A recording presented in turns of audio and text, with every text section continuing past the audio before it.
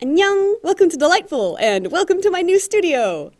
As you may know, we moved house recently, and we're just about all settled in at this point, so I thought I'd show you around my new delightful workspace. As you can see, the cats are already looking for trouble.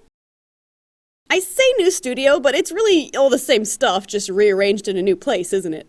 Although this new room does come with extra storage, which was really nice. I'll show you that in a minute.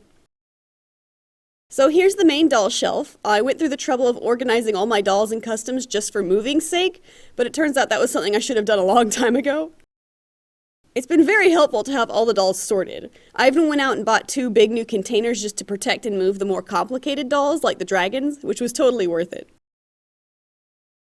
Also, this way, if I need a specific character, I can find it more quickly than digging around in an unmarked cardboard box like I have in the past. And of course, we've got the stock box. I've got another box of dolls here that could also be stock box fodder, mixed in with dolls I like just as is, like my favorite Monster High lines and stuff. There's still not enough space to display everything. We would put up shelves on the walls, but 1, the walls are concrete, so it's a pain, and 2, we're renting, so you can't exactly punch holes everywhere. Up on the top, I've got the Dragon series displayed. I have to put the plants up there too so that the cats don't eat them, but I should really find a better place for those. They don't look great. I don't have the greenest thumb either, so they're kind of sad-looking plants. For now, I've got the Pokemon Eevee Evolution series on display because I haven't seen these guys in ages.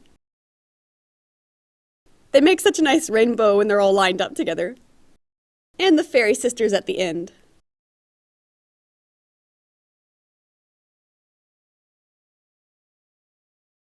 The bottom shelf's a bit random, but I've got the current stock box dolls out and easy to reach, and it's summer, so Mai Tai's a must.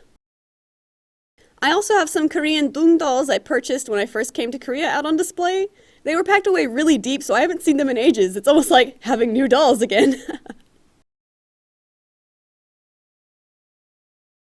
And then I've got Aquarian and Cora hanging off the side because they don't fit anywhere else. I think they look good there, though. I see them every time I walk in. If you're wondering what happened to my husband's shelf space, he's got his own designated shelf for his figures and miniatures now, so we're both happier. This is the main set, the backdrop which I'm sure you recognize. I hung it from the ceiling and it drapes down over one of my work tables. I usually keep the fabric weighted down with these little bean bags. I film the intro and outro here, so usually there's a camera and a ring light set up right in front. I'm still figuring out how to correctly light this room, especially with so much sunlight coming in through these windows. I think the lighting in my last couple of videos was pretty bad, but hopefully I can figure out something that works soon, so sorry about that. I may need curtains or something. Back when I first started Dollightful, we lived in a small apartment with no space to spare, so I used one desk. I'd have to rotate the sets, the sewing machines, and even my computer and monitor off and on this one desk, so you can imagine that was a bit of a hassle. It's so nice to have the privilege of being able to just keep each station set up at the same time. I'm very thankful for the bigger space. Underneath we have all my fabrics. Everything's organized by type, but it doesn't look very good. I'm still using the cardboard box and bag system here, but I'm hoping someday I can own a legit fabric chest. This wonderful storage closet came with the home, so I've stuffed in all my other supplies like ribbons, doll stands, doll hair, sculpting tools, electronics, etc.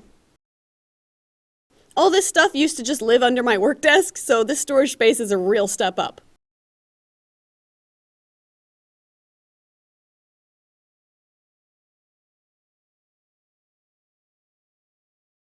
On the other side, we have my husband's 3D printer and a kite, apparently. In this corner, I've got my papers and printers set up. And it's sitting on top of my yarn drawer. And these 2 drawers are resin and clay supplies.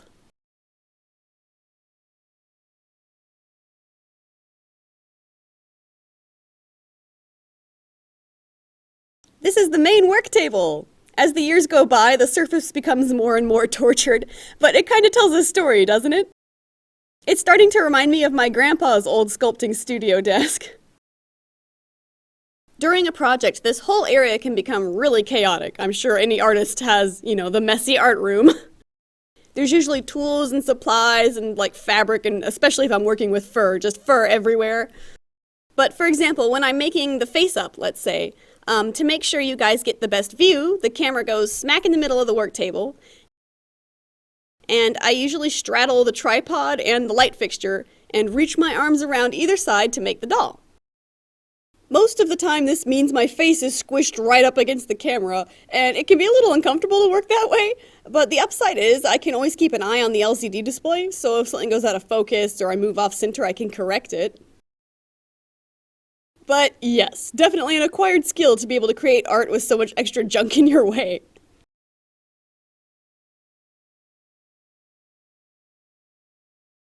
Next to the main desk is the dust box for sanding and such. I keep cluttered materials in here when I'm not using it. There's Manny the mannequin in the corner. And I squeezed both my serger and sewing machine on this table. I tend to use my serger more for making actual clothes, so I'm not sure it's even shown up in a doll video, come to think of it. On the other side of the room is the literal other half of my workflow, so I make dolls on one side, then take the footage and edit the videos on this other side. It's a bit barren, again, I can't hang up any of these paintings, so I'm not sure what to do with them.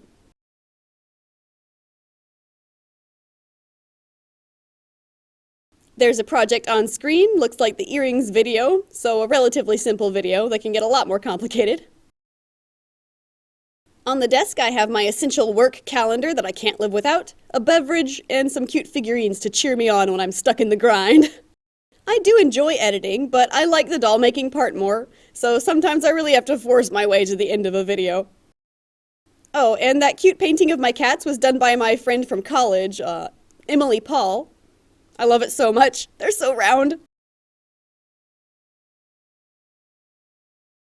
There's Diana the Doll Fairy's beautiful calendar, perfect for the studio.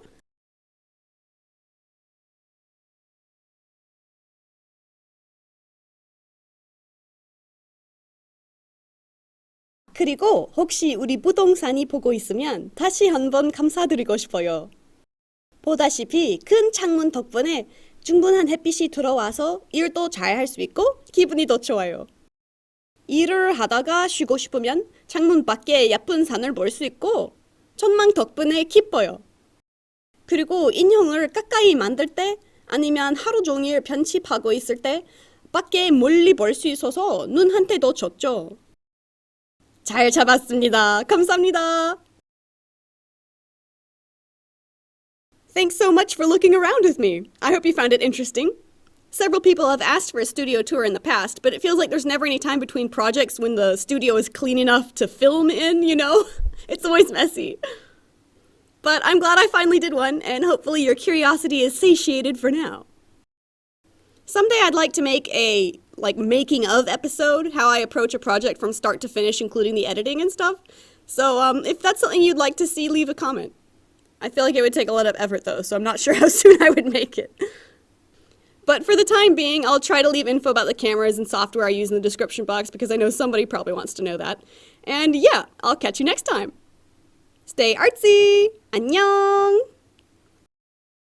You too, kitty cats. Time to leave.